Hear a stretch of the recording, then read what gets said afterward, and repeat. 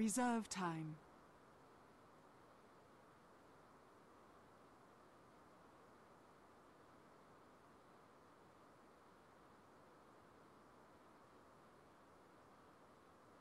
Tide Hunter.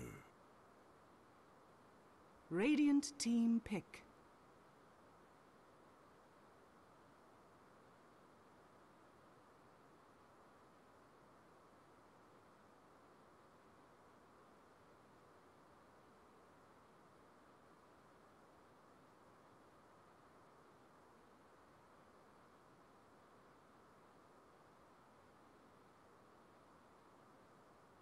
Ten seconds remaining.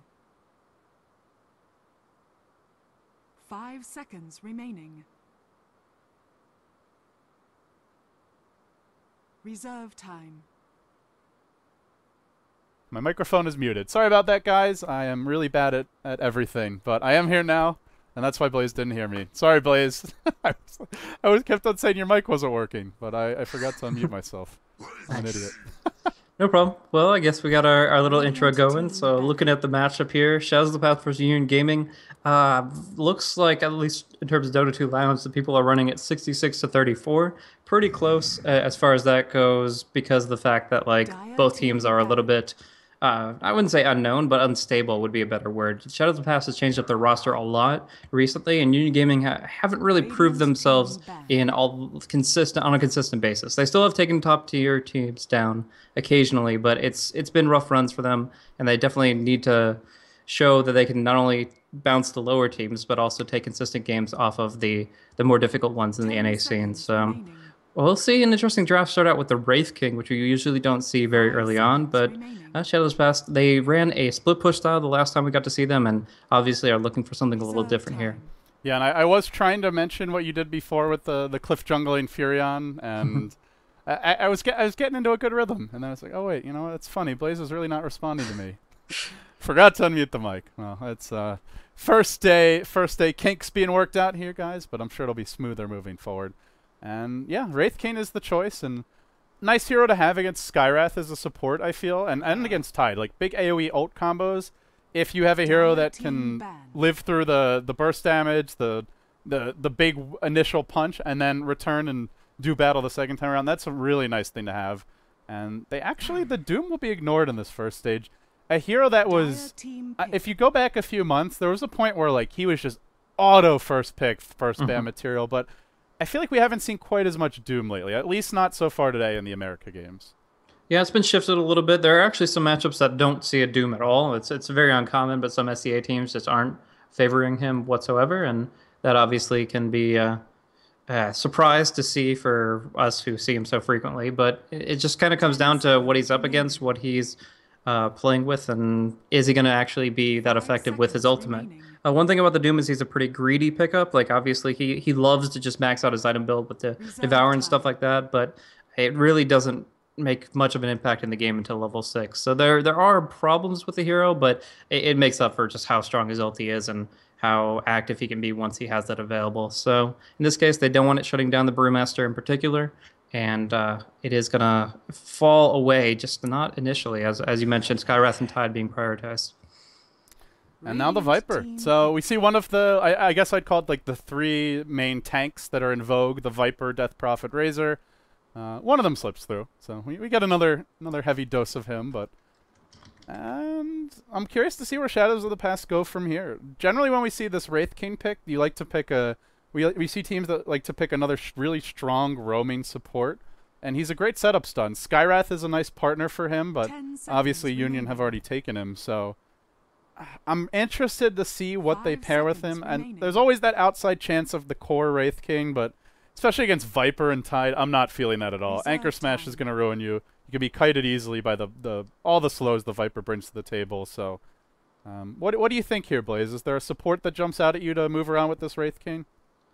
A difficult call. I mean, it used to be the Mirana that worked really well between the two of them, but you look at the heroes that you're up against, and you're like, okay, well, if the Viper is playing defensively and going for Corrosive Skin, or the Tidehunter is, in a relatively safe position and going for Kraken Shell, you're not just going to be able to chain stun and disable them down. Just the right-click damage from a hero like Mirana it isn't as substantial as you'd like it to be. So they are going to pick it up, and it might indeed be the support combo, but you might just see it in the farming position so they can at least synergize their stunts on the lane. Now they will go Mirana, so excellent call there, my friend. And I imagine it could go either way. It could be a support, could definitely be a core Mirana if they want to get something like a Shadow Demon to pair with the Wraith King Mirana. That would be a strong duo. And I mean, there's the potential the Wraith King could be a core and they could run Shadow Demon Mirana support, but we'll have to see how they want to run it. Again, I don't think core Wraith King is very good this game, to be honest, but yeah, the option is there. Union, what do they need? What do they need at this point? They've got their offlane Tide. Viper probably going to be their safe lane farmer, and well, that means leaves them needing a mid and a support, assuming I'm on point with those assumptions. So what do you see them going for next year? Well, I mean, they're really flexible. They're a little bit ambiguous as far as their picks go. Skywrath can play multiple roles. Viper can sit in multiple lanes. So the Earthshaker here, it's another that can add into delaying the game for Benhaz. I believe they're still looking for a safe lane farming pickup for Benhaz. He doesn't really like to play Viper from what I've seen. So I think the Earthshaker is a good hero along with Tide to drag out the game a little bit more and pick a hero that he can shine on. Maybe a Morphling. I haven't seen him pick up Anti-Mage in a long time, but it is good against heroes like Wraith King. It's been ages since I've seen a Morphling. The last Anti-Mage I saw was Burning's Anti-Mage at TI, and I gotta say, I'm really sad that was his final competitive Anti-Mage game, Blaze. That was not the way to end his legacy. I like to pretend that game didn't happen, and the last Anti-Mage game I'd seen before that was, or the last memorable one was the game against Alliance at TI3. Yeah, that's huge. I suppose we're getting a bit off track here. I miss my AM though. I gotta say, like I know he's not the most exciting hero, but there's just something about him. It's just such an iconic carry, and we just don't get him much nowadays. 10 seconds remaining. Well, if you look at it here, there are a lot of projectiles that you can dodge with Anti-Mage, and you do get the Manta naturally to dispel Drunken Haze. So I actually really like it as a pickup here, but he might not add as much to the combo they're looking for with the Skywrath. Like, if you pick up a Skywrath, you want to kill people quick, and Shotgun Morphling might be a little bit better for that. Yeah, so I agree. I think they need like something that can just do a little bit more burst and also do it earlier, because you've got Tide and Earthshaker who can't really walk around doing too much. You can go for your early fissure ganks, but you head into the mid game, and they're just not going to have the ganking power of like a Batrider, Wraith King Brew, even the Moonlight Shadow to set up initiation. So that's why I think they need a carry or a solo mid, as it were, but someone who can come to fights and dish out damage and really get dirty, basically, which I don't see the Anti-Mage doing, but let's see how they look to lane it. They could run the Viper mid. I mean, I'm kind of assuming it will be the safe lane carry, but they go ahead and ban out a Silencer. So, not wanting to get overrun by Shadows of the Past's team fight. Have you seen them run Silencer much before? I personally haven't. The Shadows of the Past roster is really new. They played in the qualifiers under that name for TI4, and then there was a huge gap of time after that where they didn't play anything, and this roster under F4L is really hard to predict as far as what they run. So Silencer is kind of scary as far as negating Tide and Skywrath's presence, or Shaker as well, but I'm not sure if it's a particular pick up against a specific player. All right, this pick I like. There is a lot of good things to Dark Pact off this game. Lasso, Napalm, Drunken Haze, the Wraith King Stun, Arrow. I don't think Shadows of the Past have much on a Slark, to be honest, Blaze, and he's one of those few carries that can just crush a Batrider 1v1. You get a Magic Stick, and you just get a single point in Dark Pact, and once you get to like level 4 to 5, if the bat ever overextends, I have seen Slarks time and again just destroy that matchup 1v1. And that's if he gets support, hey, it gets easier. So this Slark, on paper to me, looks like a really solid pick. Oh, yeah, God. Well, this could change things now. We've got ourselves a Naga Siren. Yeah, it's hard to call from there. I guess the Wraith King Mirana duo roam with the Naga Siren carry makes sense, but we have actually seen a couple of players actually picking up the support of Naga Siren in the European scenes, so maybe that's something they're trying out for Shadows of the Past here. We'll have to see, but no matter the case, I definitely agree. The Slark is a hero that still can go late very well. I mean, you have that massive immunity with your ultimate, and you scale really well with your passive, but in the end, he still is very active. He nets kill potential against Batrider despite Fissure being kind of nullified by the Firefly. And so there's a lot of really good things to say about that pick, and it is a hero that Ben Haas likes to run. So we'll see if he can avoid the pickoffs with his the predictability of these disables and maybe get some real kill momentum behind him. The Naga is going to be a thorn in the side, and maybe putting Shadows of the Past on the defensive from outright, but no matter the case, it looks like we're going into a remake here. Yeah, or well, looks like we will indeed be remaking. So we'll get into the next lobby, guys, and hopefully we get this game underway pretty quickly. I gotta say, I'm rooting here for Union Gaming. I really like the Slark pick, and I like their more like aggressive draft. Not to say that SP's draft isn't solid, but I love when teams go for like the way Navi's been playing recently, where they just are constantly trying to fight and be aggressive. Naga games are usually keep away Dota, and I'm gonna be a little biased here and say I'm looking for some blood. Oh yeah, after that last game, which was just so back and forth with all those really cool to watch ultimates, I can't imagine the transition into let's take a step back and let the Naga do her thing. I mean, it's interesting in its own right. There's a lot of depth to it as far as the gank timing that you have to bring to the Naga to try to prevent what you know is forthcoming. But there does come to a point in the Naga games where it's a drawn out forthcoming conclusion, and you just you don't get the compellingness of a lot of other NA Dota matchups.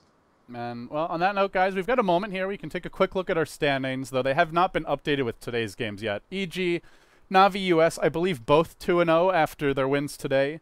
NOT drops to 1-1, and that puts Shadows of the Past towards the bottom half, though it is still very early. Union Gaming also 0-1, so DD, Union Gaming, and Shadows of the Past, all of them looking to claw their way out of the cellar. And I believe the format this season is once again going to be your bottom 4 teams are eliminated and the top 4 go to a bracket. But I do have to double check that to be sure. Either way, yeah, you want to be towards the top half to have a shot. So we'll see if they can claw their way back into it. Yeah. So, I mean, both teams really do need this win because there are a lot more difficult teams to go up against in the future. Shadows of the Past already took on EG, so I guess the worst might be behind them, but nevertheless, they need some points on the board to move forward. They are also trying to kind of get their feet under them as far as a fan base and as far as just knowing what works for them, because as we see, this is at least 2 different people than the previous game just 5 days ago. They're switching up a lot. They actually had MSS and Pandago stand in for them that time around, so... do we know who these 2 are by any chance? Or unfortunately, I'm not too sure. I mean, like Fun, I've heard of, but I don't like know his playstyle in and out. I Annihilate is actually the other one that was replaced because this guy IL, or you want to call it Vertical Lines, I don't know, but Vertical Line dude. Yeah, he was playing before, and he was actually the Furion that ended up cliff jungling. So these rosters I'm showing right now are for Shadows of the Past are completely inaccurate. Well, hard for Starladder to keep up when they're constantly changing. But with that, guys, we are going to load back into the remake and hopefully get things underway without any further issues. Uh-oh. Did someone sneak into my slot? Hope not. Oh, God. I wasn't looking at the lobby when I'm trying to use this. Starladder has a really cool like program that gives us tons of like extra overlays and information, but when I'm trying to look through that, I'm not checking our lobby slot. I will ask anyone who's in Dota TV if we do have the lovely J-pop fan sneaking their way in. Please let me know ASAP. But hopefully that's not the case this time around. Yeah. It also seems like Shadows of the Past is a little uneasy about the accusations against Union Gaming, referencing the fact that some consider them to be stream snipers and ones who plant people in ob slots. IX Mike had some strong words about that. Yeah, I believe, but. Looks like we may not be loading here anyway, so... Boy, oh boy. Well, guys, we have a bit of a lull in Starladder, for those who are wondering what the schedule's looking like. Tomorrow we'll only have 2 games for America, and then I believe we come back in force, with Europe resuming. China is finally starting in about a week from now. I think it's the 9th of September. It's going to be a very, very busy middle of September, and... as we head towards the end of the month, we'll most likely be starting the summit too. So we're gonna be back in full swing soon enough. Hope you guys have enjoyed today's games. I'm just easing my way back into it, and I gotta tell you, Blaze, I am ready for 6.82. I don't know about you, but I'm really looking forward to a new version, a fresh start, and frankly, some different picks. Yeah, I definitely agree with you. I mean, we do still see some ups and downs. We see like Viper and Death Prophet have kind of hit their resurgence a little bit. Earthshaker wasn't as popular a couple weeks ago as he is now. So there's some variety, but as soon as that variety occurs, they seem to lock into that. It definitely gets very meta heavy. It gets to a point where there are only a couple teams that are really looking to experiment with things that are a little bit off. We saw Navi, the new Navi European lineup running Carrie Leshrak and Carrie Medusa, and that was really fun to cast. But other than that, we usually see like the same 3 or 4 heroes, and some variety definitely is the spice of life. Well, guys, we did not load. We'll have another remake here momentarily, and I guess we don't have Starladder casting today. The Russian casters have taken the day off, it seems, from their own tournament, but it does happen once in a while, I suppose. Time zones being what they are. Mm-hmm. Labor Day in Russia as well, I suppose. I'm getting some reports that those might not be actual pictures of of SP. It sounds like they may have submitted some trolly ones, but I don't know what they look like, so could be real, could be fake, I suppose. Union Gaming's look legitimate though. Yeah, they're putting forth the peak of professionalism there, at least. Trying some to nice uniforms. They clean up good. Mm-hmm. I don't know how you say this name. Zinder. Zinder. Zender. It used to have an A in there, so it was Xander LZ, but I don't know. It's just making our lives really painful. This is fun. Well, guys, thank you for joining us. If you do want to watch the games in Dota TV, by the way, Starladder has a compendium. Comes with a tiny set. You can also just buy the ticket on the marketplace, but if you want to grow the prize pool, I highly recommend support the event, buy the compendium. Cool set, and yeah, you can grow esports, as it were. So thanks for tuning in, and thanks for your support. The prize, I got to tell you, Blaze, like Starladder always grows a lot. Yeah. I feel like no matter, even if the base prize pool was like $20,000, they probably still would add like 150. It's just amazing how much this tournament seems to draw in viewership and attention, and I guess it makes sense. It's the longest running. I think it's the longest running Dota 2 tournament period at this point. Yeah, and most definitely, especially in terms of iterations and seasons, they are well above the pack in that regard. And yeah, I've been following it for a long time. They always run with pretty much the same format, but always the top levels of hype. So I'm glad to be a part of it and casting along with you. And yeah, of course, the community are appreciative of their commitment to it as well. And we are loading again, though. I'm not gonna get it too excited about it until we actually get into the game here. But guys, if you are joining us, this will be our final match of the day whenever it does start, and from there we only have 2 games tomorrow. So tomorrow will be a slow one. Then we'll be back in force for Europe the next day. And I'm running out of material at this point. I tell you what, the games that I cast with you seem to have like the maximum delays. One of the last times that I cast with you was actually when there were a lot of DDoS issues for a lot of the Chinese Dota games, and we just had like 25 minutes to kill at random, and this has been almost to that extent with all these loads.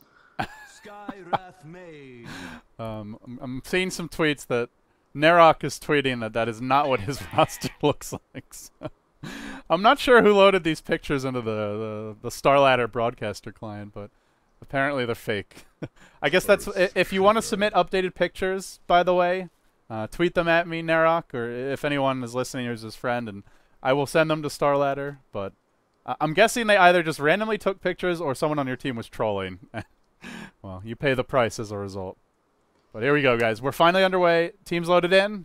It's going to be Union Gaming versus Shadows of the Past. Just waiting for the players to all finish selecting their heroes. Not expecting a level 1 Roche from either team with these drafts, but I'm hoping Union Gaming will really take the fight to Shadows of the Past. When you see this Naga pick, you do not want to let her sit back and farm. Not at all, but it'll be difficult considering the timing. If they let the Batrider get a little bit too much space, maybe jungle a bit, then he's going to have the blink to control the fights a lot more actively than an early game Tidehunter can. And as well, that Brewmaster really can just, if you're trying to engage and trying to pick fights when his cooldowns are up, you're going to have in general a bad time. So they have to get surprise attacks. They have to get the quick picks and the classic Union Gaming pause as well to kick things off. Oh boy. We're still loading in, waiting for Xander to connect, and I guess we'll start soon. Sure It is going to enough. be a support Wraith King though, so we were definitely on the money about that one. But yeah, I'm interested to see if they go for too much aggression early on, and let's see. I mean, I think the Wraith King and the Mirana will be rotating a lot. We'll see one smoke already come up for F4L. He has one clarity as well. Two clarities on the Mirana. They really are going to be emphasizing the early ganks and trying to essentially create space. When you gain momentum behind you, that's even if it doesn't directly affect the Nagasaran, who in fact is going to be on the mid lane, then you're still going to be building momentum for your team, holding back Union Gaming, and that's going to give you more time on the map as a whole. Well, guys, with that said, we are underway. It's our final game of day number 2 of America. Introducing the teams now on Union Gaming. We have Angel, your off-lane Tide, starting with the boot. Xander will be on the Earthshaker, heading towards the Ancients. Maybe going to do some fissure blocking to pull the lane back for his Tide, who did drop a ward successfully. SP, not seeing any D wards yet. We'll have to see if they catch that one. But in the mid lane, we'll have Raylan, as the Viper. Jericho will be handling the Skyreth Mage, and towards the top lane goes Benjaz on the Slark. Meanwhile, on Shadows of the Past, you mentioned an ever-evolving roster. Fun on your Mirana. Narok will be the offlane bat that puts L into the mid lane. I Annihilate on the Panda. And last but not least, we've got our support Wraith King being handled by F4L. He's a pretty cool dude. I've had the opportunity to pub with him a bit and talk about strategies and stuff, and he has a really interesting mentality towards item progression and farm mentalities and stuff like that. We are going to see that block, as you talked about, the Earthshaker. Zender pretty much does this every single game. He gets Earthshaker. I've seen him do it like 4 times straight now, and he really does like to give that a little bit of breathing room for the offlaner there. Yeah, we're going to see a Viper versus Naga mid, but Jericho is just camping out the hill, and with this Illusion Rune, there's really no getting in close for the Naga. Just needs one creep, basically, to secure the bottle, but she'll make her move now, and this is right as the Skywrath starts to head away. Won't get it yet, but when you go for this much of a bottle rush, it's pretty much impossible to stop the Naga from getting it with the pooled tangos. Maybe possible to snipe the courier, but Jericho doesn't want to stay out that way too long. They're going to try to put pressure on top lane, where the Batrider is quite overextended and currently without Firefly. Uh-oh, no Firefly at level 1, and he is going to pay for that. This should be our first blood. Now caught by a fissure. Extremely unusual skill build, and it costs him heavily. Maybe he was expecting an offensive tri-lane or something? I think he just was overconfident about his current state of affairs. He knew that they were kind of towards mid, and they don't have a Radiant Observer ward, so he just made the wrong call here. And I don't think it actually would have made much of a difference because the Pound's connected. Just leashing him to that position, even if you have the flying vision and the flying movement, you're still going to be pinned down for that duration. So no matter the case, Union Gaming taking a nice first blood, and they're actually going to be giving it to the Skywrath to give him some nice boots of speed. Yeah, that's boots on a very fast hero to begin with. 375 move speed, and this makes a difference against an offlaner who's normally quite elusive, where you get off that one extra Arcane Bolt. That's often the difference between getting the kill and not, and Jericho, did he actually get that last creep? I think he did. Stole it away from Narok, so he's picking up quite a bit of gold. Meanwhile, mid, the Naga, despite a bit of harassment early on, still 9-0 on the CS and holding her own quite nicely against this Viper. So that is something going the way of Shadows of the Past, and we'll have to see if the Panda's the one who gets them the early kills, because with that start, his Blink Dagger timing could be slowed down a bit, though. We say that, and with the jungle stacked, if it is, he could catch up, but with the Naga mid, I guess there's going to be a lot of heroes that need to use this jungle, so not seeing any stacks yet, and looks like they'll actually make their move towards mid. Smoke on FRL and Fun, and here they go. Yeah, I think this is a little projected, though. They went straight from the Observer Ward that was down on bottom lane. They weren't under it, but they had just walked straight west, right out of its range. So moving in this point at this time, you got to expect it on the mid lane. Sidorel is playing very far back. He's got a pointing skin, and in general, you just got to say, okay, well, the support Mirana wants to get arrow snipes pretty early on. They're going to walk up here, and we'll see if they can actually get the surprise. Still side railing, chilling at the tower. He's got an Earthshaker in position here as well, so it's going to be very difficult to secure this kill. They need a long-range arrow, and they'll have to chain up the Wraith King stun perfectly, but unless this Viper goes like into the river, I don't see him dying. Well, he did, but he backs off immediately, and A lot of wasted time here for the supports of Shadows of the Past. Meanwhile, Jericho is getting his levels top lane and also leeching and kind of forcing this bat back a bit. So, all things considered, they have to be pretty happy with their advantage on the support play early on. Yeah, I mean, right now the Nagasarian has 15 and 1. That's nice, but the Viper's still gonna get the better end because he's a Viper, and that's pretty much how he plays out the lane. And nice move from the Earthshaker to make sure that he can always play defensively in the case the bad things go to worse. The rotations that were not really effective for the side of Shadows of the Past.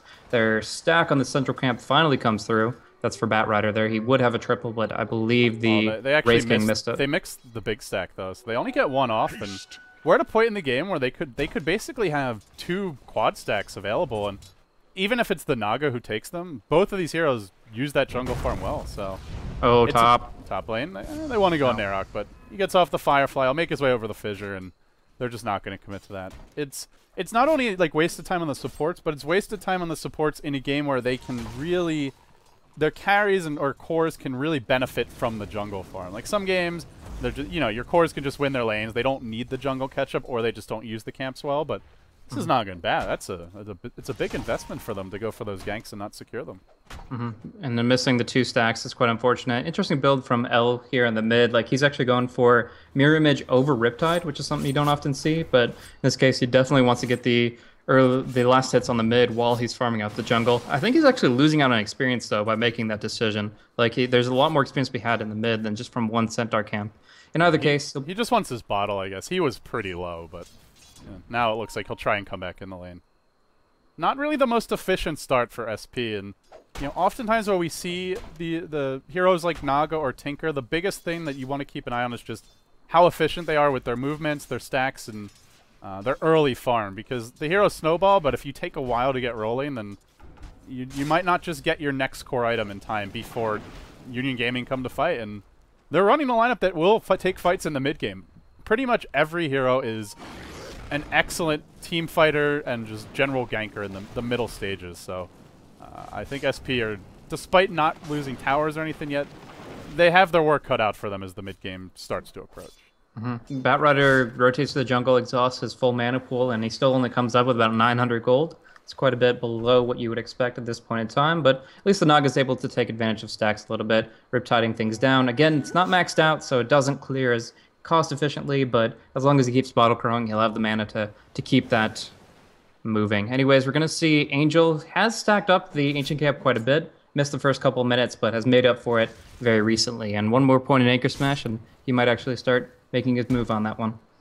Yeah, and he's gotten his levels from the offlane as well, even with Narok, but he's dire offlane, and this is after the Earthshaker messed up his Fissure block. He missed one of the melee creeps, so the lane was actually starting quite far away from the tower, but as soon as those supports went mid, he had a much easier time of it.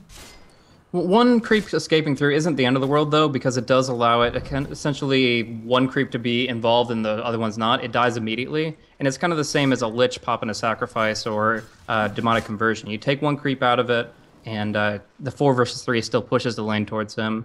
In the end, there's been some great pulling from Shadows of the Past. I've done the triangle pull a couple of times, but still, Angel finds his farm. And, well, for now, neither team really wanting to make a move. We'll see Panda Blink coming out momentarily. In fact, Annihilate just picked it up, so extremely fast timing.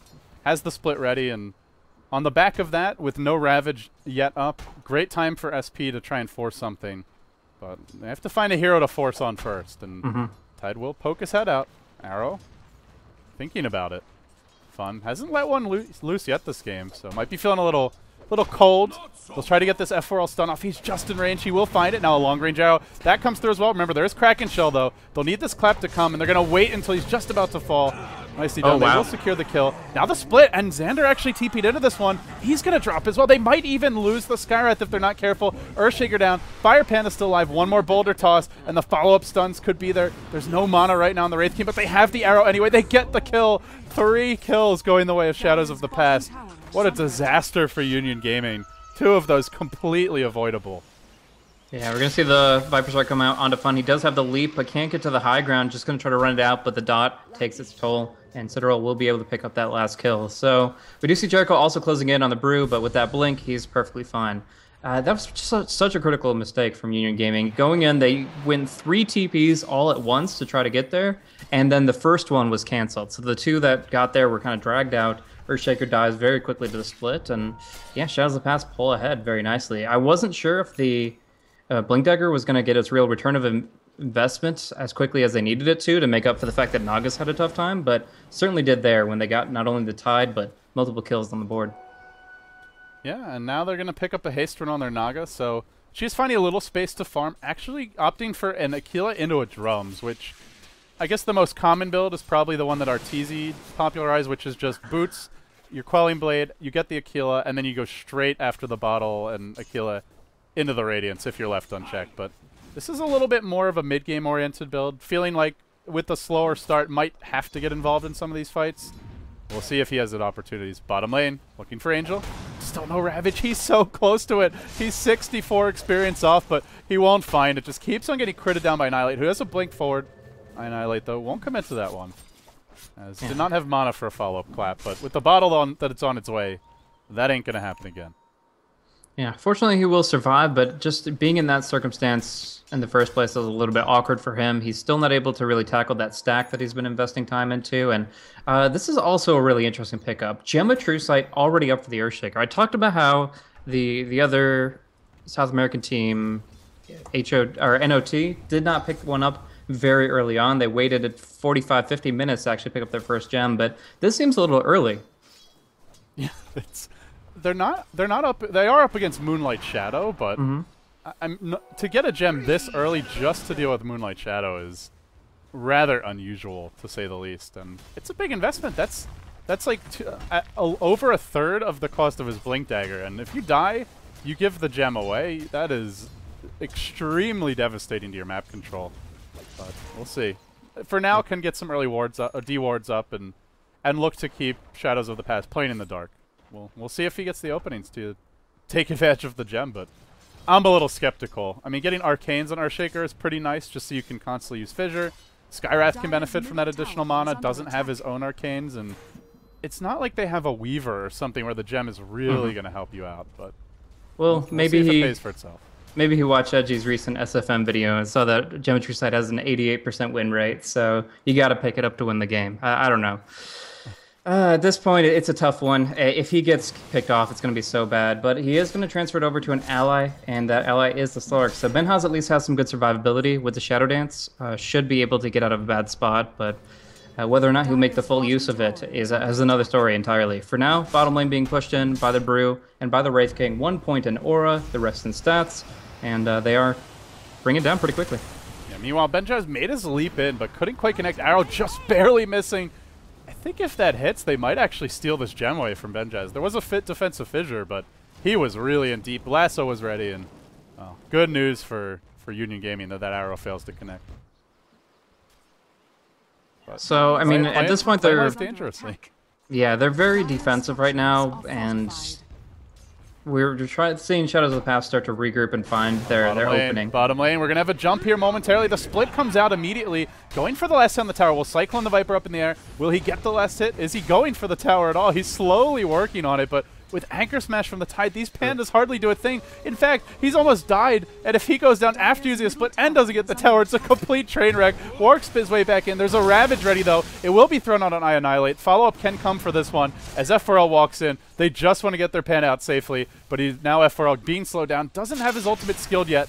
He's doing the Zai move and just waiting until he thinks he needs it. Decides he will need it now, and will skill it up. And now, Annihilate comes back in, but there's a mech on this Viper, and they just can't fight through the damage output. Leap forward, arrow not going to connect. Now F4L will go down. Well, this will be the use of the ult, but it's probably going to be used, and then a second death as well. Slowed down again, leashed up is F4L, and now Benjaz, with the ultimate orb up, will collect some more assist gold. And man, that was just a very ambitious Brewmaster split. Anchor Smash completely negating the right clicks. Yeah, the split wasn't a good decision, but I'm really surprised at the other members of Shadow of the Past. The Batrider, the Mirana, not TPing to that tier 1 when that fight went on for an extremely long time. They could have actually made something of it, but instead, they just lose out by far with that long cooldown. The Reincarnate now being taken down. They lose their bottom tier 1, lose their Fortify cooldown, and they're not even able to take the mid tier 1 in exchange. And meanwhile, Annihilate going for a bit of a trade here. The mid tier 1 dropping low, but Benjaz will strike first, and this is a very farmed Slark. Went for the early Midas. He's now up to 7k net worth. I imagine we're just going to see a Scotty rush. Linkage wouldn't be too bad either, but either way, he's getting a big item out quickly. And at this point, if you're SP, you really got to hold on to this tier 1 mid, and you have to continue stacking and farming up the Naga. That's got to be the key for them to have a great shot going into the mid game. Whereas you look at Union Gaming, it's an early gem, which it does mean a delayed Blink Dagger for the Earthshaker or delayed Arcane, so he won't be quite as impactful in fights, but they've got a mech out on the Viper now. The Blink for Tide is not too far off, and with a Slark this farmed, he could get out of control. Let's see if Benjaz can find openings. Yeah, Nagasan's farming okay, but went for a very defensive build with Drums and Aquila, so the Radiance is still going to be very far off, and this is the time where Slark can just start snowballing out of control. He gets his second point, his ultimate gets to start putting more points in Essence Shift, and when he really gets into those extended fights, it's going to be huge. Right now, putting damage into F4L, but he's just going to be able to TP. He'll go for the TP out. That is Slark's worst nightmare, is his TPs. He's got a little more burst than, say, a Bloodseeker as far as the TP outs go, but it's where you'd love to have somebody else to come with you to help set up those ganks, or a Basher. And mid, onto Xander they go. The bat jumped in, but he got caught by the fissure right as he arrived. Still, one more right click would finish the job. He backs off. They don't get the kill yet. There's a blink ready in 3 seconds, but this might be the death of Narak just to secure this kill. And he walks back in. He'll enchant totem him. The leap is actually going to miss, but Narak can't blink out of this. Firefly, he could go over the cliff, just runs in a circle and dies. Didn't know there was no backup coming. And the tier 1 falls top in the meantime. Union Gaming basically just fed a Batrider kill there. That was a guaranteed in-the-bag kill, but they just both backed off. Yeah. Poor or not, Earthshaker's still perfectly happy with that exchange, and it gives them more control of the map as a whole. Taking towers left and right, the Naga's hard-pressed to get her Radiance at the right timing to hold it, but we've still, time and time again, seen that it is the item that turns things around. They don't have any illusions to take the aura back, so right now, if the Naga can find the Radiance before even a tier 2 is dropped down, that's still going to be putting them in a great position for this game, and put a lot on Benhaz's shoulders to answer back. Do they look towards Roche here? They're not really the best lineup to kill it off, but they're going to try for it anyway, it appears. No, Benja, never mind. Just doing a bit of shopping. Okay, this is more what their lineup excels at, is going for these ganks. And they'll head bottom now. F4L once again really far out. It's the Slark in first, but if he just TPs out right away, I think he gets out before anyone arrives. The Slark gave up the gank. It's a completely wasted opportunity from Union Gaming. And once again, just a little bit impatient. Yeah, the Earthshaker's there, but he doesn't have the movement speed without a Blink Dagger. He's just not able to close the distance. So, although Fissure is an insane range, it's just a little bit lackluster, their attempt to rotate. Still, he gets a lot of farm on bottom lane, but meanwhile up top, Citadel looks to be going down. Lasso, and then pulled right back into an arrow. Nicely chain stunned by SP. The follow-up's there from the Panda, and they do get the kill. Didn't even have a chance to pop the mech, so a big win there, and an important hero to bring down, as he was getting quite a bit of free farm. This buys time for the Naga, and, you know, the main thing to me, Blaze, is even though the rest of SP hasn't been quite on point, the Naga is being left unchecked, and she's up to 8k net worth. Yeah, that's one of those kind of, I wouldn't say draft victories, but it's kind of one of those things where, at the very least, you can take solace in even exchanges throughout it, because they do have that late game advantage. And it's, like I said, Benhaz has to do a lot with this Scotty to counteract it, because this Radiance is coming. You can't prevent it at this point in time. She's only 800 gold off of it, and she can find that from the jungle alone. That is a really fast Scotty from the Slark. And here comes the push top lane, F4L, caught up by a Fissure, and he does have his ultimate now. He gets the last hit on the tower, then Annihilate comes jumping in. He's got an ult ready, and he will pop it now. On to 3 heroes he goes. The Bat's going to join the fray as well, and this is where you really want to get the Slark involved as quickly as possible, and he will do so. They clean up one. The Wraith King's going to go down after the ultimate, and now the chase is on. Looking for a leap onto Narak. He will drop. Tide Ravage available. Not used yet. They're waiting for the split to end, and with the Viper up in the air, well, Union Gaming will try to chase them out, but they can't find any more kills.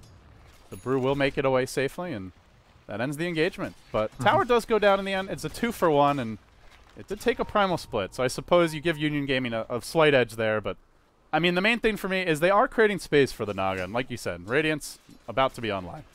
Yeah, he's going to regen up, use his Riptide a couple more times to spam up the waves, and that will be his to take, and doesn't even have to go for the side chop for it. He's already got the main component from Secret. So from there, it's an interesting progression for the Brewmaster here. He's really afraid of Ancient Seal, is essentially what that tells us. He does not want to try to engage without a BKB available. That's why Benhaz will still get hit, but dispel it pretty quickly and just go for the TP away. So perfectly fine there as well.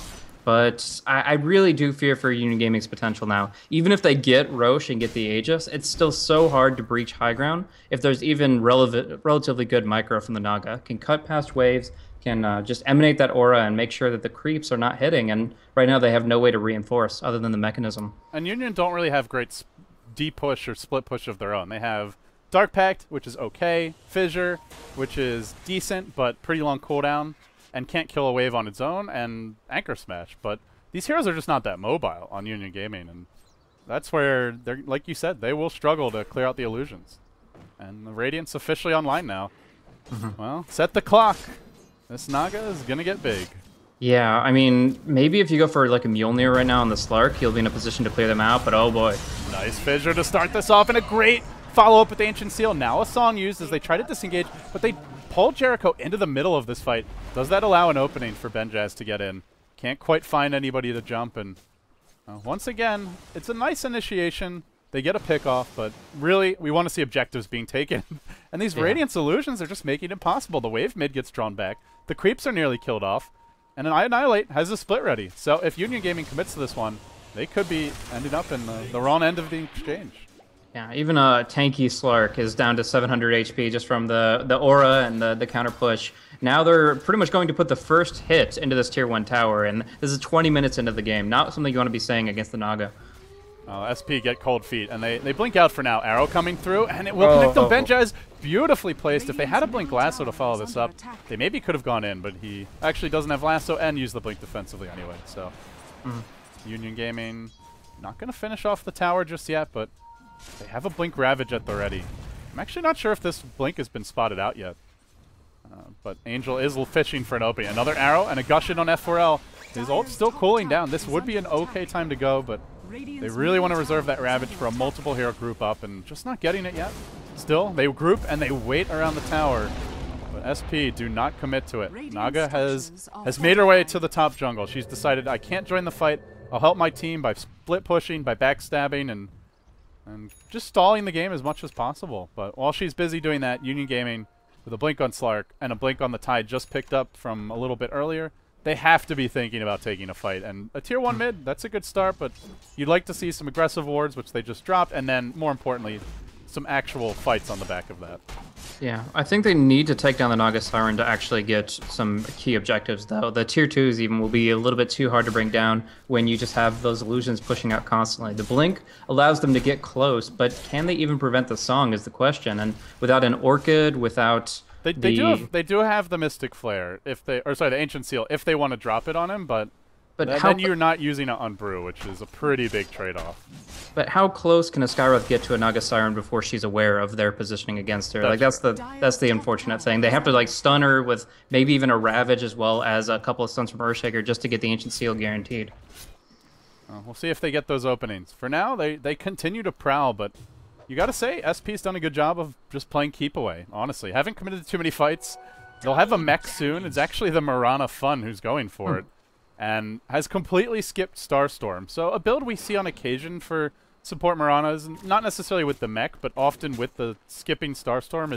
It frees you up. You don't have to buy things like Bottle, and you can go straight into some stats items for your team, but it also does mean his burst damage in fights will be quite limited, so big pressure on Fun to hit these arrows. Yeah, but there's still a lot to contribute as far as AoE damage from the Brewmaster, from the Batrider a little bit, and of course from that Naga Siren. So really just emphasis there and getting the utility they can elsewhere. Nice Dire Observer Ward though. This might be enough to break into the Naga, but can they prevent the song? There's a song ready, and the Ravage comes through. He actually held it. He didn't realize Tide was coming. And Union Gaming, that's a desperately needed kill. Just in the nick of time, FRO will blink out to the north. And there's no stun to cancel this one. Well, that's the hero you want to blow Ravage on. If you're going to use it on just one hero, Naga, that's the one to get. Yeah, and that essentially guarantees the bottom tier too. I don't see them holding it without the Siren, and she's not the hero that likes to buy back it unless she absolutely has to. So in this position, good commitment of the Ravage might make them a little bit weaker as far as actually like getting any more kills, but Benhaz seems to want to have that covered. TP will not be canceled though. Man, this is where you need a Basher on Slark. If you want to go for these solo kills, like as your next item, that's the only way you're going to be able to prevent those TPs out. And the rest of the Slark's team just can't really keep up with his ganks. So if he's off on his own and they carry TPs, he's just not getting any kills. Yeah, we do see in the jungle that Wraith King's going to get silenced out. He still has his ultimate, but it's not a great place to use it. Well, it's not really a bait if there's no follow-up, and I Annihilate gets fissure blocked out. Well played by Xander, and he will make a TP away. In the end, a pretty nice escape. Benhaz just keeps on farming up top. I definitely agree about the Basher. You have to kind of decide what you want to do. Do you want to clear illusions with Mjolnir? Do you want to go for Basher into Abyssal, try to pin down the Naga Siren? Do you consider a BKB to not be affected by the Song and the Brew? It's a tough call no matter what, but in the end, you have to kind of single out something, decide this is what our main objective is, kill the Naga Siren, and take the racks on top of that. So they got to look to Roche, they got to look to pick off, and from there they might find an opening.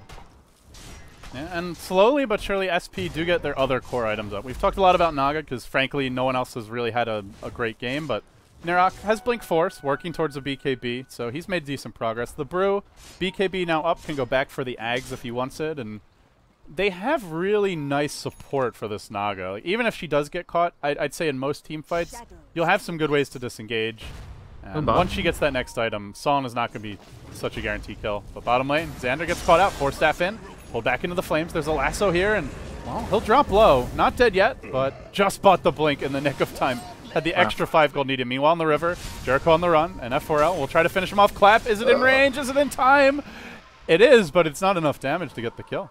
And down bottom, they force the Song of Siren. Benhaz is blinking in. They're going to look to pursue in just 3 seconds, but it looks like the Flame Break is enough to push them back. So they will escape there. The Earthshaker, the only one to fall in all these exchanges. I gotta say, SP, their execution in fights hasn't always been the crispest, but they're doing a good job of sticking to the overall game plan, which is don't commit Naga to too many fights and just keep on split pushing and farming. Fun has been, I'd say, basically doing his best AUI 2000 impression, just constantly split pushing that off lane for the enemy team, or for your team, and even when they lose a hero or two, they're creating space. So I think they're playing this one pretty well, all things considered, Blaze.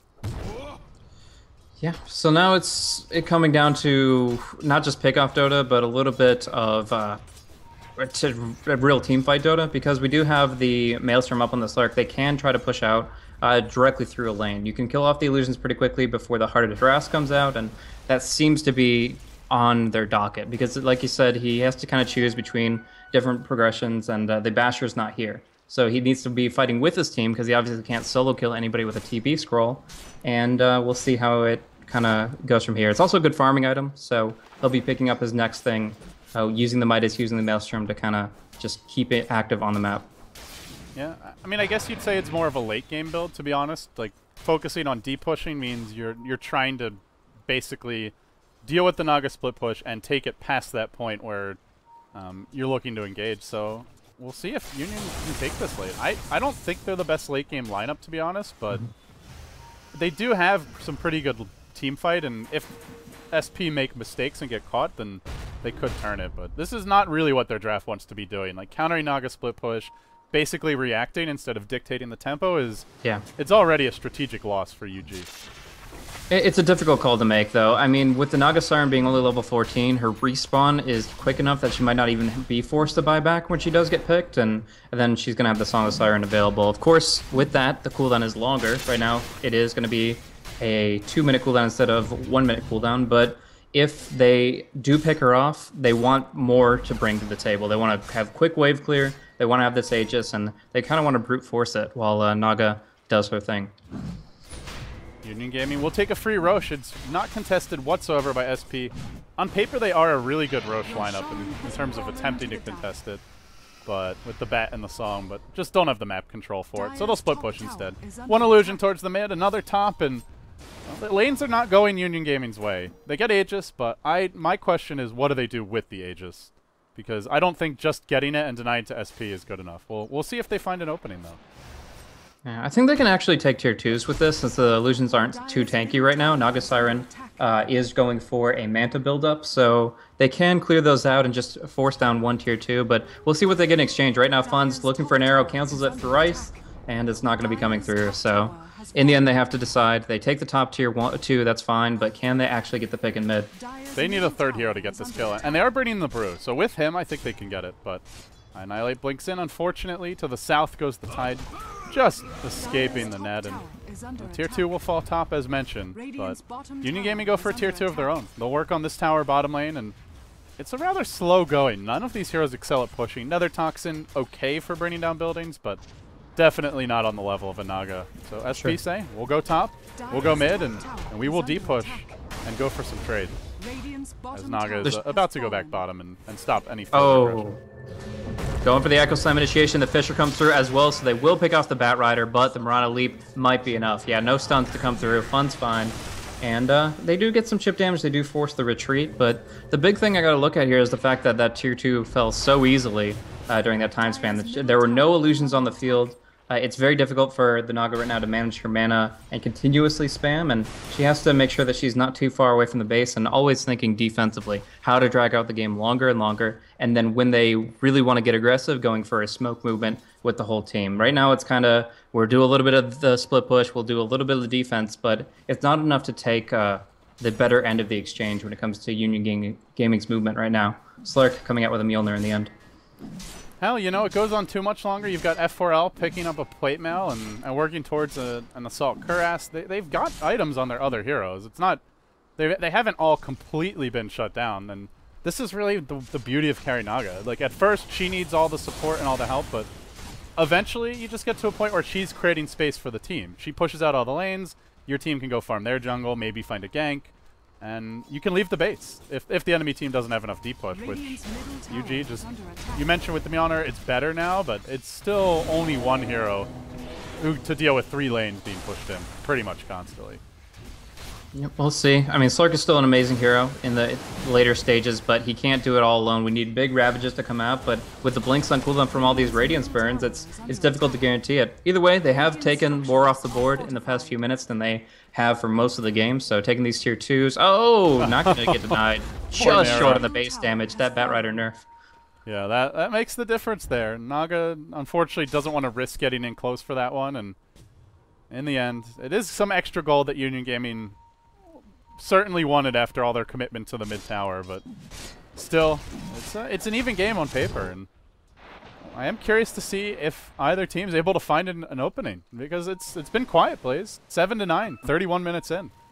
Yeah, not a lot other than a little bit of tower push and pull, but now the opening comes through. Will they get the Ravage off on the right targets, though? Well, the fissure comes from the low ground. Now F4 gets caught out in the creeps. He does have his ultimate, goes for the TP out, won't get it. That will proc his ultimate, and immediately into the mid lane, Naga will BOT. So they'll lose their Wraith Pain, but the split push will be there. Gonna pop the Manta in 3 seconds, and we'll be pressuring a tier 2. And this is honestly impressive play from the stand-in. His movement has been absolutely fantastic. Made the same move earlier when the team had that fight top. Instantly boots have traveled into mid and punished any sort of fighting from Union Gaming. Still, they do get a kill. Yep, nice movement in that regard, but Wraith King being at level 11, that's the time that you stop really tracking the cooldown of the Wraith King's ulti, just because it doesn't matter nearly as much. The 260 second cooldown is insane. 160 is still quite long, don't get me wrong, but it's not one that you say, okay, well, we got that, now we're at a huge advantage, because he's still going to, in the end, have buyback if he needs it, and they aren't really going to be able to just bring it down without everything in their arsenal. The Aegis is ticking away. Actually, Viper going for a Maelstrom here, just to try to add to that illusion clear. Yeah, mass Mjolnir incoming. It is one of the best items, probably the best you can get on a ranged hero to D-push when you don't have AoE, but still Naga's going to be pushy in the lanes. This is not going to completely counter, but it will give them a fighting shot at clearing the waves.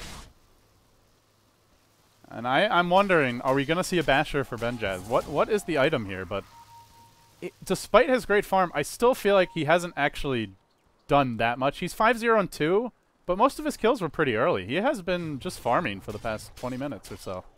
15 minutes, I suppose. Yeah, that's certainly him.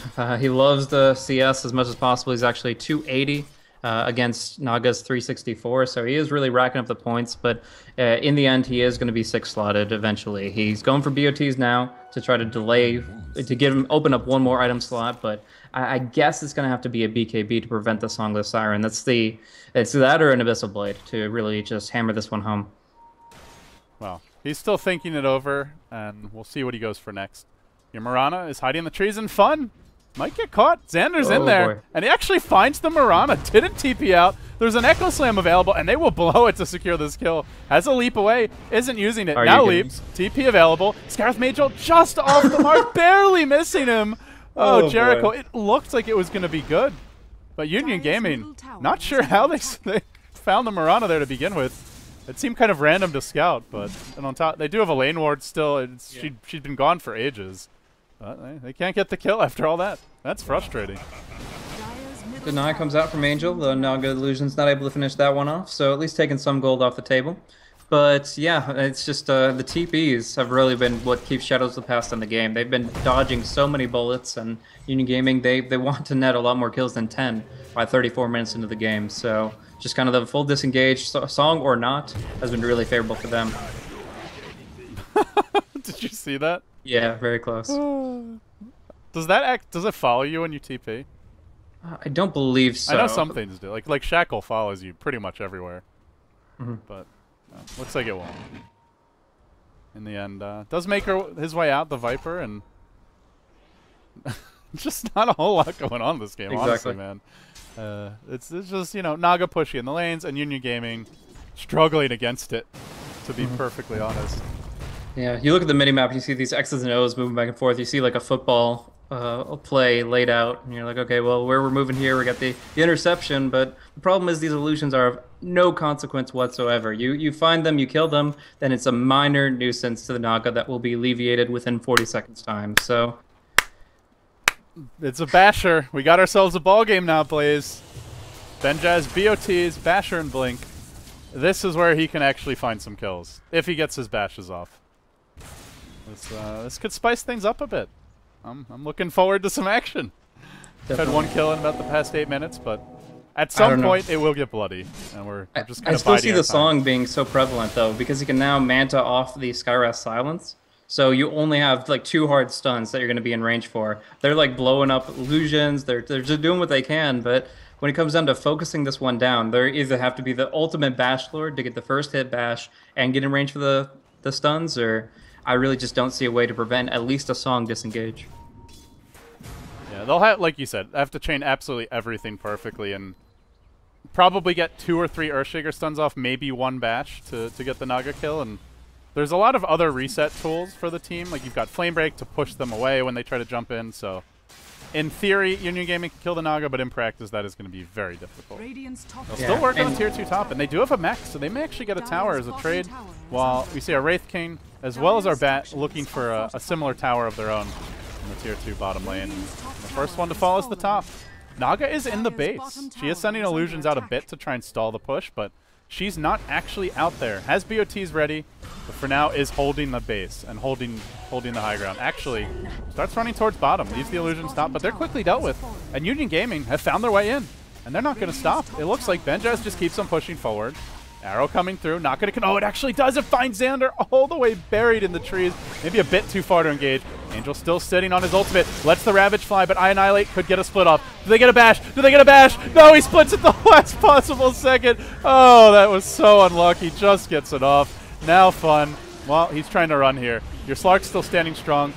And Wraithkey may finish him off. Looking for a leap out. Has it in 1 second's time. Benjaz can't make it up. The Naga secures the kill.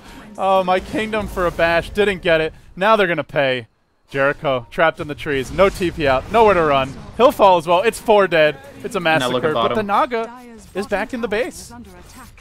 That's the BOT movement there. Is just, you can't respond to it appropriately enough. We see the buyback come out from Ben Haas, but immediately he just gets to walk back. He still has Song. There is no way that he's in any danger whatsoever. And it's just unfortunate that Union Gaming tried to force that so hard without Roshan. Rosh was up. They had it, but they said, okay, this is our opening where we don't have any illusions screwing us over. We'll pipe the wave and we'll do some good tier 3 damage. And they certainly did. Chipped it down to 630, but in the end, without an Aegis, you're just not going to be able to actually sustain that fight.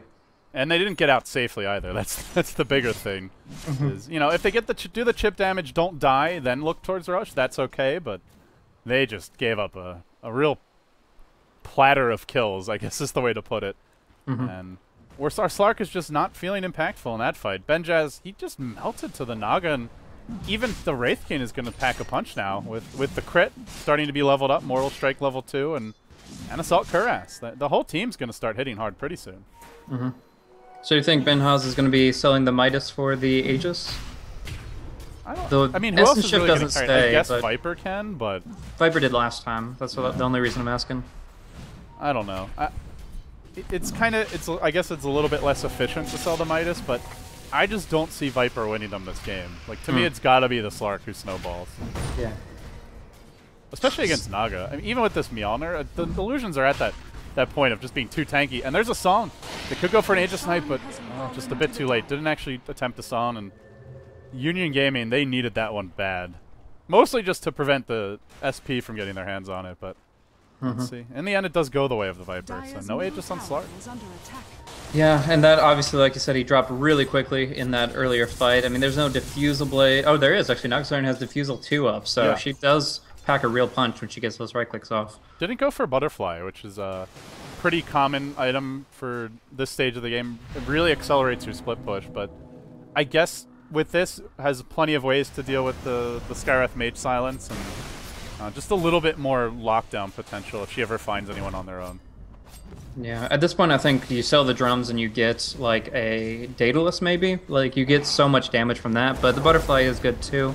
At this point your illusions are tanky enough to not really worry about the Mjolnir stuff, and it just comes down to really how much you can output in a fight. And a lot of people don't realize how amazing Naga is in a single target sense. Even with the illusion scaling reduction that she received several patches back, she still does a hell of a lot. Now down bottom, the arrow. Benjaz is living life on the edge. Sorry, you were saying about the illusion scaling? Yeah, I was just thinking like the last piece there has got to be the Butterfly or Daedalus. If you get one of those two, then you're as good as can be. The other thing you of course progress towards is maybe a Refresher Orb on the Courier, but that and Necro 3 you don't have to have on your own person the whole time. Right.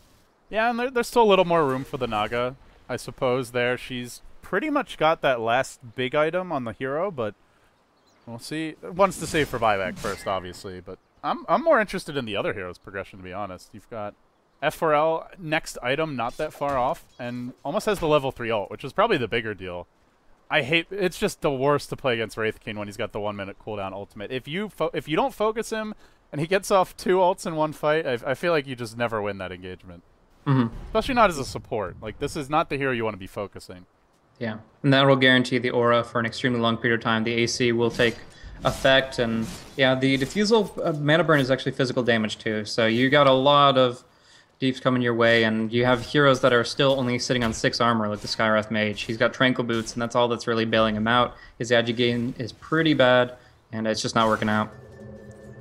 Well, for now, they're just trying to deal with the onslaught of illusions. One parked mid, one towards the top side of the map, and we can see one's bottom as well. Constantly, the Naga pushes out the waves and makes it so that even if they do lose a fight, well, they'll have plenty of time for her to respawn before they get to the base. And they gave the Aegis to Viper, but I mean, as I mentioned with that Aegis before, I feel like it applies doubly so now. What are they going to do with the Aegis? It's great to get it, but they're not taking objectives. Outside of Roshan, I suppose, but ultimately he's not a direct objective as far as winning the game. Yeah, definitely. It's only giving them tools to try to break the high ground once again, but I really don't see them actually breaking even backdoor protection at this stage in the game unless they do something surprising and something that Shadows of the Past isn't prepared for, because right now the creep wave is just always across the river, always against Union Gaming, and they're having a really hard time pushing through. She is going to go for the Butterfly here as her last primary item, but unless there's a pickoff, she can just kind of gradually siege this one out, use her song effectively, and just to kind of starve UG out and kind of has a chokehold on them right now with that Radiance Aura. And yeah, the Viper Age, it just doesn't seem to be making much of a difference at all. Yeah, it's just not been the tempo that I feel UG wanted to force. Like, when you look at their draft and going for the Slark last pick, I expected a lot of aggression, but we only got a little bit. F4L trying to TP out, but there's a bash. Benjaz finally gets one. He will proc the Wraith King ult. Do they go in for round 2? Annihilate's ready. He's got a split available. F4L gets bashed again, and I think SP are getting cold feet about this one.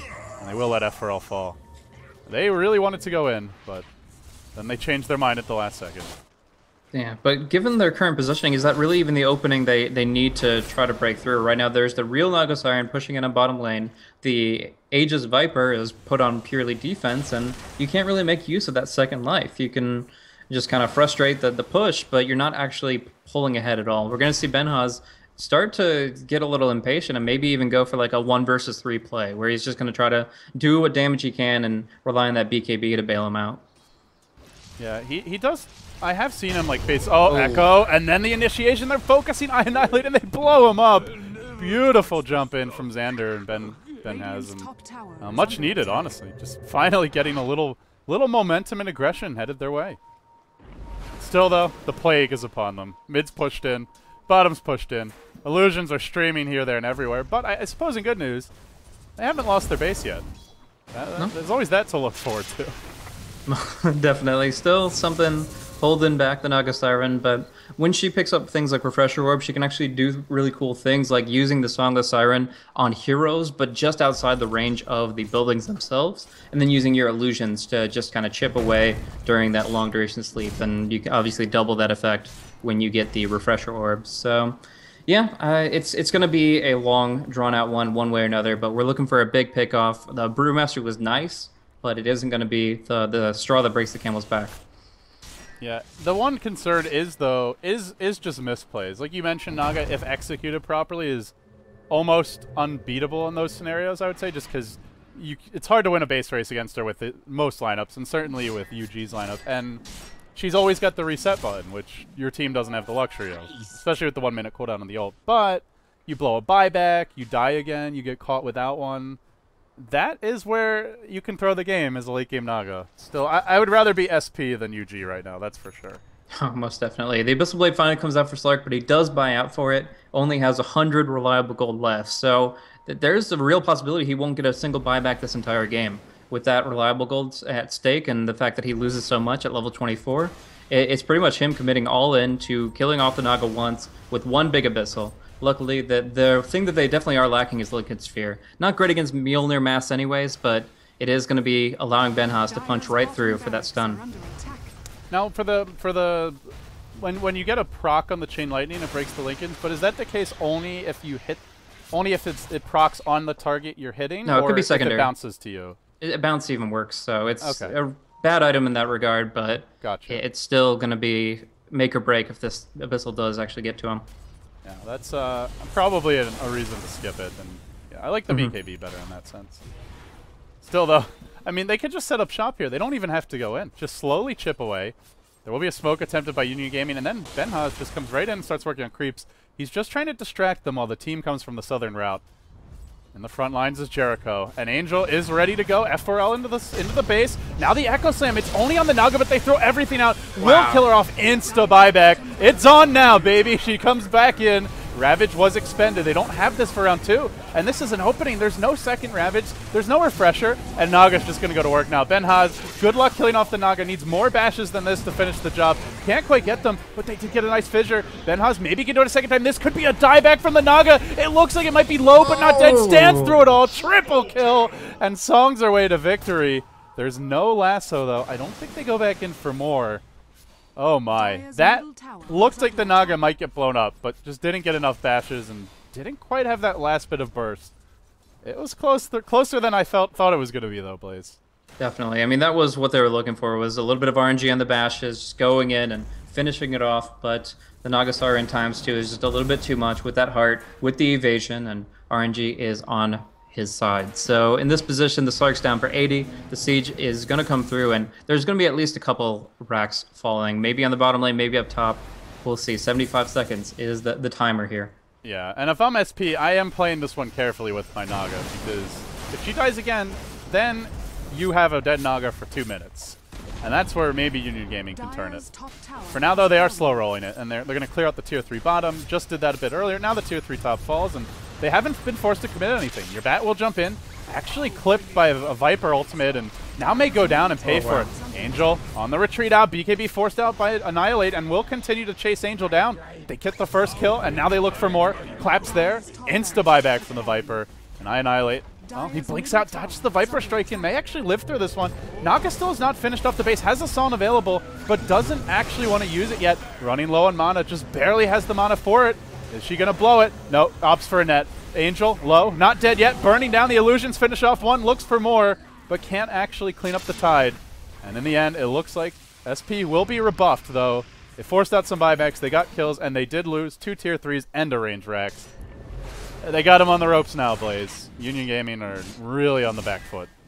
Yeah, especially with the Viper unable to come back into it now. It's just so problematic. And the Roche is even going to be respawning relatively soon. It's the longest possible spawn, so that's good for Union Gaming, I suppose. But still, with Shadows of the Past controlling the map and having that Batrider clear vision, they should be able to actually take Roche for the first time this game. Yeah, and with Wraith King there, your whole team's going to be at full health the entire time. And if they do jump you, they'd better chain stun and kill the Roche while you're chain stun, or she's just going to song, and you're going to be in a lot of trouble after that once the Roche dies. We'll see, though. Union Gaming, do they even have a shot? They're only about a half-minute off of this respawn, and it's possible SP will play a little scared, knowing that Naga doesn't have buyback. Yeah, it's going to be frustrating for whoever thinks they have the Roche advantage right now to keep on looking at the pet and expecting it to be up. And it is literally like 3 to 5 seconds off of the max possible respawn time. So, yeah, it is going to be the long one, but finally the timer will come to an end. And Ravage and Pipe are both available for the Tide, though he's not looking for a refresher. Angel is actually farming up towards, I believe, a Scythe. Yeah, he bought this Ultimate Orb a while ago, but I assumed it would be a Scythe. I mean, there's really not much else it could be. You're not going to get Manta. Lincoln's is not really that great this game. It's okay, I suppose, but Tide already is Kraken Shell, so I guess it's got to be a Scythe. This good lockdown versus Naga removes the evasion on the main hero, and I suppose can kill an illusion in a pinch, but it's an expensive illusion killer at that, so. Definitely. Do they get the Roche here? That's the big question. Yeah, it looks fine for now. The illusions will scout in, but there's very low likelihood of an Aegis deny, so Aegis and Cheese will hit the deck. But in the meantime, the base is being crippled. F4L is going to take it down, and that was a TP that gets canceled as a result. And now they've lost Rax. They have gotten the Aegis up, but even more so than before, what do they do with the Aegis? That remains the question for Union Gaming. Now 51 minutes in. It's been a slow and painful death by 1,000 cuts for their base, and it's only one good fight before they lose that second lane of Rax. As you were mentioning earlier, if Naga goes top or mid and draws the team there, she can just pop all her illusions, song, trap them at either of the top or mid lanes, and then just send them bottom. And that's a lane of Rax done pretty much. With Butterfly and Manta, those things are just going to melt. So I feel like it's basically impossible for Union Gaming to win if SP plays properly from here. Yeah, 9,000 gold racked up on Naga if she wants to go for 6 or 7 slots. Perfectly able to do so, but Union Gaming, they've already gone for essentially an all-in play, but they just need to go for one last time. Benhaz does have the buyback available now. He has farmed up a nice helping of gold, but even with the 9-second BKB, it's going to be a really tall order for him to actually bring down his foe. And Naga, of course, has her buyback coming back up in just 40 seconds. And they're still in Snare and Lasso. I mean, it's not the best BKB game anyway. Like you mentioned, Lincoln's wouldn't do much good, but it's not one of those games where you buy BKB and you're like, oh, I'm basically immortal for 10 seconds, and I'll kill anyone who comes near me. And not to mention, I think Naga with the illusions is just going to flat out win the man fight against the Slark. There's no MKB, there's evasion to work through, and well, the siege continues, Blaze. It's a painful demise that Union Gaming are currently experiencing. And Fun's just going to be able to slip. He does have the Abyssal Blade, so should be able to get this kill at least. Yules plus Abyssal. Interesting combo. An interesting combination, but it'll do the trick in a pinch. Slark had his way with you. For now, still waiting. Naga buyback, I believe, should be available now. Yeah, Naga's buyback is up. And, I mean, honestly, just wait for Mirana to respawn. I think you just forced the issue. I don't see any reason to wait beyond this. There is a refresher flying around on the courier. So you've got double song. You can keep their team out of the fight for, what is it, 14 seconds? Yeah, 14 seconds out of the fight. And, I mean, that's assuming that Union Gaming can even win the fight. I think SP might just win a direct engagement anyway. Dire's bottom Oh, this barracks is not are good, under Blaze. attack. This is Check not out, check good. out the Radiant Courier's name. That's pretty awesome. Clickle's all about that money. He's carrying the refresher orb for the Naga, just kind of piggybacking behind him the whole time. And although it kind of reveals which one's the real one, it still offers that utility to swap in the middle of the fight. And yeah, there's not much you can do once that comes through. The song even if your comes through. opponents kill the courier, it's a second, even if it's a split second that they're focusing on it, and often that's enough just to turn a fight. So Yeah. it's one of those weird things where normally a courier kill is just an amazing boon for your team, but at this stage of the game, I feel like it's often a very deceptive thing to focus on, unless you just find it off on its own, of course.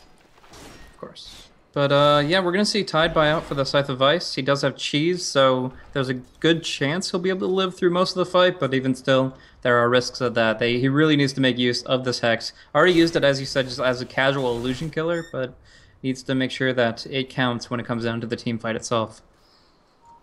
And the problem is, they got to kill the Naga twice. I feel like most likely in order to kill her, you're going to need your Song, or sorry, not your Song, your Ravage, Mystic Flare, probably a Fissure, maybe the Scythe as well. And this is assuming Mystic Flare hits. Then she buys back, and you go for round 2. And that's assuming you even get that first kill, which requires good coordination to begin with. Can they really kill the Naga the second time? I'm just not seeing it. Well, they're certainly going to try. We're going to see an MKB build up on Benhaz, and we're actually going to be replacing his Blink Dagger for that. So relying on the allies of Union Gaming to initiate for him, and him just to be the follow-through there with those mad right clicks. Essence Shift, of course, is a huge skill to have in this late game stage, but this Naga just seems to have him beat with the illusion play. Already pushing out on the top lane, backdoor protection is broken, and although they want to all in, it's going to be difficult. The Song of the Siren can hold them off for an extended period of time. They and can't do this. Range There's Rex creeps is at the gone. tier 4. They are going to lose their throne if they go for this play. But they're going to TP back. It's like not a terrible idea, but they just don't have the lineup for a base trade, to be totally honest. They don't have that much building clear. They don't have any minus armor, no Desolator or Assault Cuirass. There's no Tiny in this game. Really, none of these heroes are that good at killing buildings. And not to mention, they're down to lane of Rax, and they're up against a friggin' Naga, who's beyond 6-slotted. Has Necro 3, just a little bit short on the buyback. I mean, just to kill one illusion. Look at this commitment from the team. It's 4 heroes clustering around it while, you know, Bat pushes out the bottom lane. They farm the jungle, and now they may find Benhaz. He's looking for the courier. He Abyssal Blades it. Oh, he gets no, the kill. The plays, but he's going to pay with his life. No. Oh. Close. He'll live. It cost him a BKB. Hey, there's a refresher I find it down. quite ironic that you were just talking about how it's not even worth an auto attack to kill it, and then he commits the Abyssal for it there. And almost dies. He barely got his ult off. That was really down to the wire. And while this is happening, they've almost lost their range Rex mid. That is a big courier kill, though, on paper. Like, it is a 6k gold item, basically, but poor Cluckles. He's not about money anymore. Can't spend it from beyond the grave. But the reality is, like, I don't feel like the refresher is really that important for Naga in this situation. Some games maybe, but, you know, is the refresher really necessary to win? Probably not. It's a nice additional item to have. You can probably win a fight that you know, when you're like 2v5 that you otherwise wouldn't, but if they want, they could just wait for it. So, well, top lane. They'll find side railing now. BKB is popped out, and, well, there's your lasso to prevent that escape. Can he TP out? Doesn't actually have the, has the boots to travel, but it would be too late if he tried now, and a few more right clicks would finish off the job, but he's really slowing them down. Nice defensive fissure. He's going to make it back to base. A great escape from him. And now Angel marches in. He's got a Hex. He's got a Cheese. But there's already been a Primal Split, and Angel's been left to the Wolves. Where's the backup? Slark's TPing in. He's going to join this fight and go straight onto the Brew lanes. We'll finish off the Wind Panda, working towards the Earth Panda, but the Fire Panda's still alive. Ignoring it. Now the Ravage comes through, connects on 2. Can he finish off any Pandas at all? Echo Slam's there. Where is the goddamn Naga? Will she join the fight? She's in the thick of it finally. And doing what she can, but Benhaz stands strong. Almost kills off the Naga. The Naga goes down. Does have a buyback available. Never got off a song in this fight, but it won't matter. They lose the Slark. He's going to buy back as well. And it's a headlong rush towards the base. The Naga's back in through the mid. They know Ravage is down, and at long last, Shadows of the Past, they've said, we've had enough. We have the advantage here. Song's ready. Your Ravage isn't, and we're coming for your base. And Benha's got 4-second arrowed in that fight. It would have been so different if he hadn't, but they will got pick off another the kill. Bat Rider. Find the real quick Bat at Rider front. as well. Dire's middle But the illusions, fallen. they're chipping away. They get on more ranged Dire's Rex. bottom barracks Is it? has I fallen. think it's just enough for SP.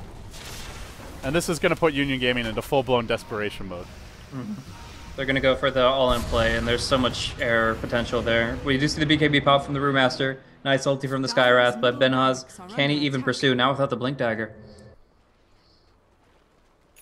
Well, the really safe way to play, I guess, is to wait for Naga's Dire's buyback. middle tower If is you under want to be attack. really safe.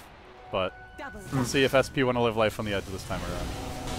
At least wait for Cluckles, get that refresher orb out there. But Get that money back.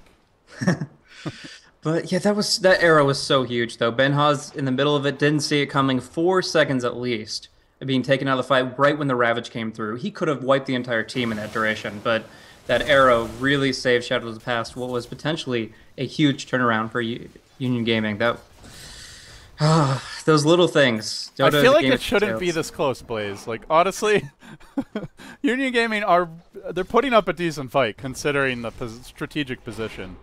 But our Naga's just not making 2 mistakes in a row. And at this point, I see like a dieback as the only way they lose this. Let's see. They're going to march down mid. And there's no split push, but there's creeps coming in from the top. And if Naga wants, maybe she waits and then BOT's in. Union Gaming right now do have Glyph available, but even just forcing them back would be worth it, assuming you get out. We'll see. Yeah.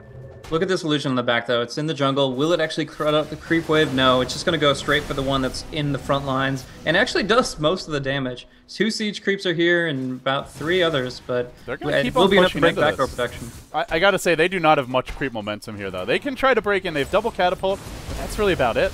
And they'll commit. Onto the high ground they go. They get off a Viper Strike on Narok, so he can't blink in to start this fight. He could BKB and at least try to walk in, but for now, he just bides his time. While the Wraith King walks in, he'll be there first on the bottom lane. For the Radiant site, the Panda's working on the racks. It looks like he's going to get the Megas. Creeps are starting to hit the tier 4, but in the Radiant phase, Benhaz is getting pulled deep behind enemy lines. He bought back. Remember, if he dies again, he's got nothing, but Naga will go down too. Both carries get caught without buyback. It's onto the throne here at the Radiant base. The Panda split's been used, and now they're just trying to prevent the retreat. Trying to TP out his Jericho, but he's up against it now. The split's still going strong. The throne's dropping quickly. They will finish off the Titan. They can just barrel down mid. That's got to be it for Union Gaming. It was a good, hard fight, but they just didn't have the extra life they needed. With no Slark, Naga ends up being dead when the throne ends. Not something I expected after the way this game began. And, well, a much-needed win here for Shadows of the Past. It's going to be their first of Starladder America.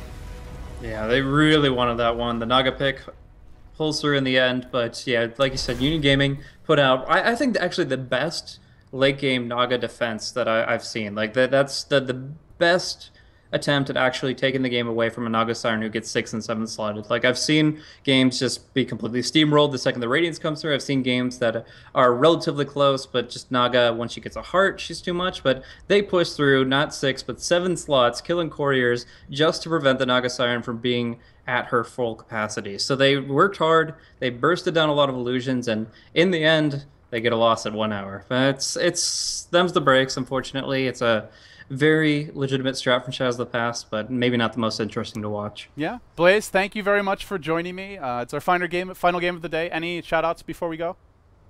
Shout out to, of course, Beyond the Summer for letting me cast up some Starladder games with you guys. It's been a pleasure the past week or so, joining in on this awesome action across the entire world, really. So many regions. So shout out to Starladder for really opening up their regions and showing what can be done in the North American scene and the